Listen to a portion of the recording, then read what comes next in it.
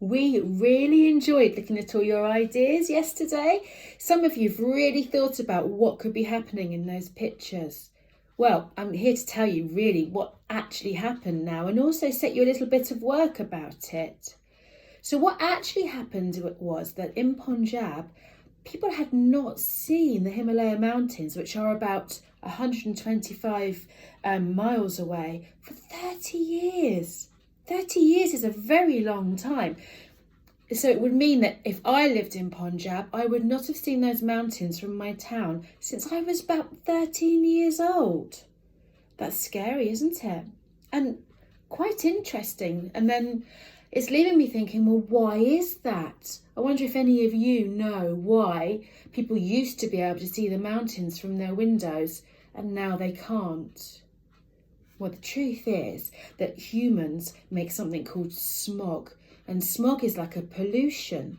It makes the air hazy, and it comes from car fumes, so from petrol we're burning, and also from factories. And in that area, there's a lot of pollution made by humans. And what's happened is over the years, they've not been able to see the mountains at a distance because the air has got, well, dirtier and dirtier. So actually, the lockdown has, among a lot of things that aren't so wonderful, but was something quite lovely to us in that we've actually started to look after the planet quite well. If you think about it, we're using less cars, we're using less factories, we're going more places by foot, and the air is becoming cleaner and cleaner.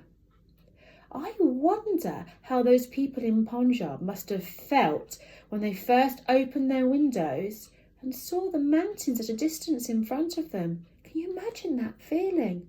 I wonder if we can focus a little bit about that today.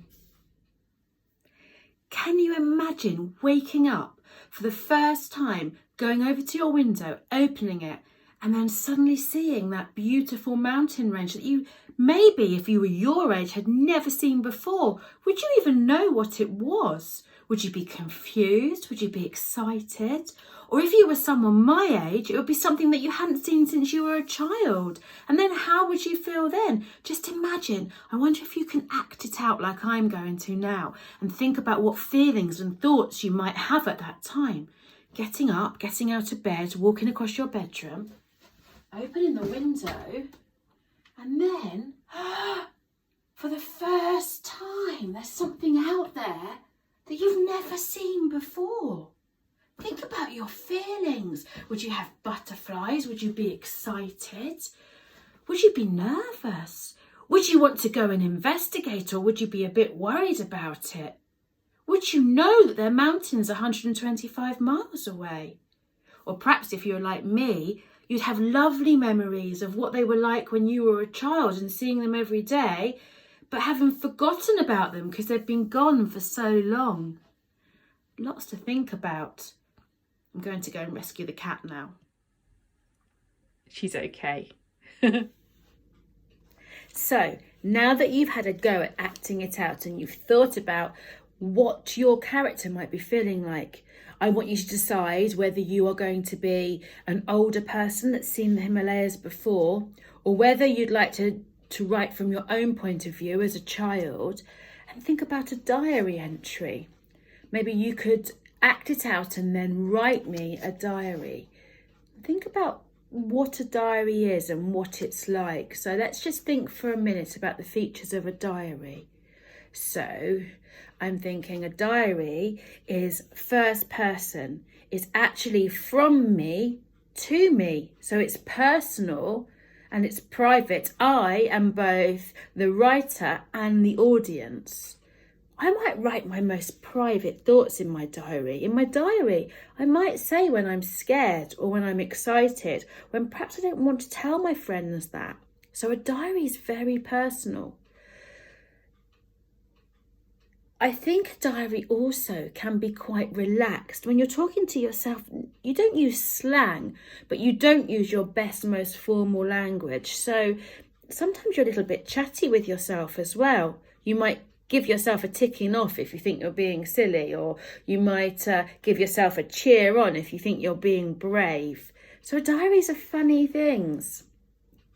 I wonder if you can help me write the first line to my diary so that when you come to write yours, you've got more idea of what you're doing. And I'll set out a steps of success and post it alongside this video so you can see what I'm expecting for you to do when you write your diary entry. Okay?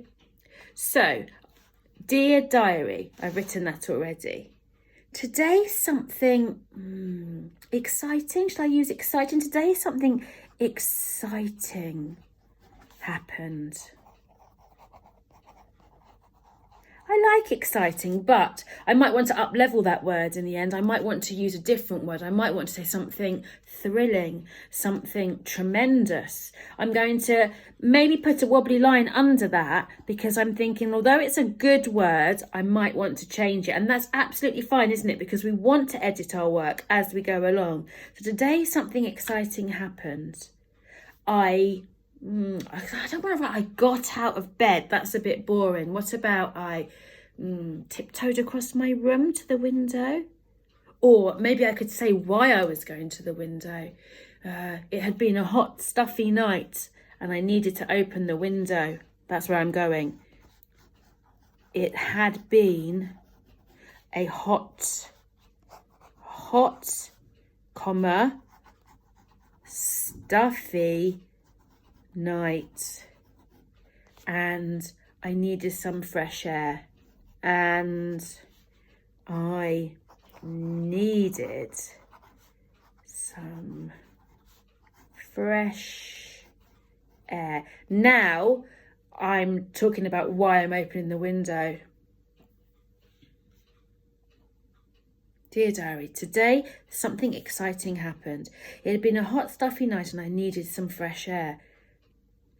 As I opened my window, there, you see, now I'm at the place in my diary where I'm going to say, I couldn't believe what I'd just seen. Yeah, and then I'm going to describe it. And I'm not only going to describe what I can see, I'm going to describe my thoughts and feelings. I'd like to use some show, not tell. I'd like to make sure that I'm thinking about not just saying, I felt sick, but I could say my heart was beating fast and I was sweating slightly or my knees were trembling. So I'm showing, not telling, how I feel. I wonder if you can do that too. Okay, so today something exciting happened. It had been a hot, stuffy night and I needed some fresh air. As I opened my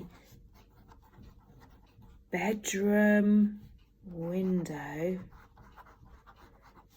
I couldn't. Have you heard this saying before? I couldn't believe my eyes. I couldn't believe my eyes. Okay, so I've started my diary entry. And now I'm going to describe it and put my thoughts and feelings in there. I might need to mind map those first. I'm wondering if you might do the same. And then I would love for you to post underneath this video post a photograph of your diary entries about you as the character seeing the Himalayas for the first time in 30 years. Let's see what we can do between us. I can't wait to read them all. Okay, look after yourselves. Speak to you tomorrow.